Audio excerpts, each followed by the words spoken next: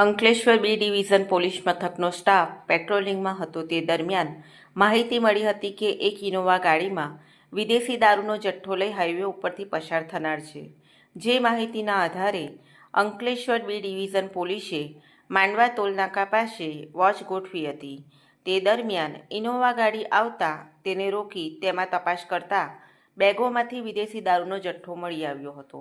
પોલીસે ₹61,000નો વિદેશી દારૂ અને મોબાઈલ ફોન મળી કુલ ₹66,000થી વધુનો મુદ્દામાલ કબજે કર્યો હતો અને ભાવનગરમાં રહેતા હિતેશ હિંમત રાઠોડ, સતીશ ખોડા સરદારા, વિપુલ જગદીશ રાઠોડ તેમજ અન્નાબેન પંકજ રાઠોડની ધરપકડ કરી ચારેયની વિદેશી દારૂ અંગે પૂછપરછ કરતા તેઓ મુંબઈના બાંદ્રા સ્થિત બારમાંથી સામાનની બેગમાં જથ્થો ભરી ઇનોવા કારમાં મુસાફર તરીકે બેસી ભાવનગર જતા હોવાની કબૂલાત કરી હતી.